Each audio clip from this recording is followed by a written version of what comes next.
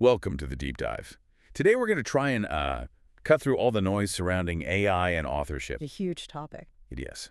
We're going to analyze the future of publishing, and our sources really zero in on one central theme: character and trust. Right, which is another way of asking what happens when the words themselves, the raw text, basically become free. And this isn't some, far off theoretical thing. It's happening right now. Oh, immediately. We're already seeing this huge wave of AI-written content. All the self-help guides, the expert career advice. Exactly. Just quietly flooding online catalogs. And it's creating this very real anxiety. Well, there's that University of Cambridge study, right? Yeah, that's the one. Yeah. It found that over half of published writers are genuinely afraid that AI is going to replace them. And that fear is completely understandable. It disrupts a fundamental assumption we've had for centuries. That there's a person behind the... A person with a life, with judgment, with their own biases. And now you have generative AI that produces text that is, it's fluent, it's plausible. And that shakes the very foundation of belief. It does. And you see that friction in the industry. You have figures like the head of Waterstone saying he has an instinctive disdain for AI books. Okay. Because he gets it. If synthetic content is everywhere, the value has to shift away from just the text. It becomes about the voice, the brand. And the trust. But hold on, let's challenge that instinctive disdain for a moment. If AI makes text infinitely cheap, doesn't that make information more accessible for everyone? Is that really a bad thing?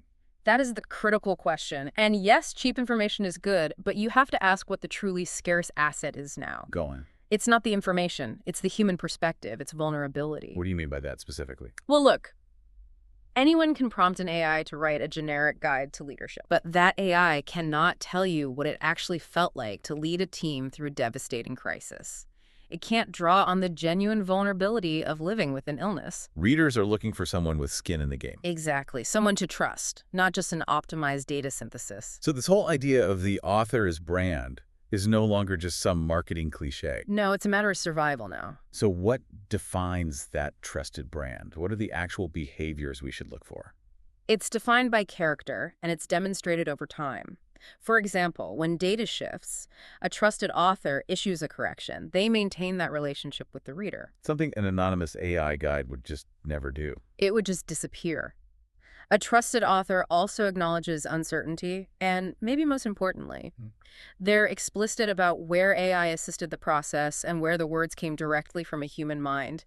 That transparency becomes the one thing the machine cannot replicate. Okay, that makes total sense for nonfiction, but let's shift gears. What about fiction?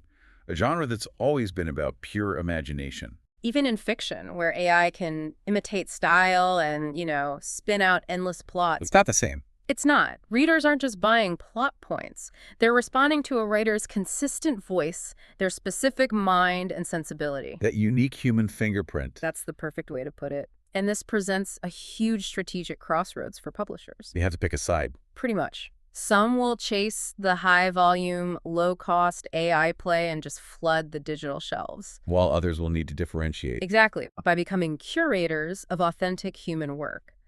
And that means we need industry-wide standards like clear labeling for AI content, fair treatment of training data. And maybe even seeing physical bookshops as these curated spaces for human voices. A place for discovery, yeah. So what this all really means for you, the listener, is that it forces a question about the future reading diet.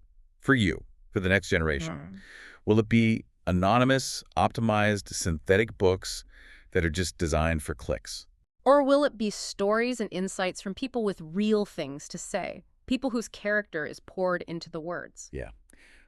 The core message here isn't that AI ends authorship. Okay. It doesn't. Not at all. It just ends the complacency we had about what authorship truly is. It forces us to actively invest in the things only a human can deliver. Character, vulnerability, and that earned trust that separates a disposable guide from a genuine voice.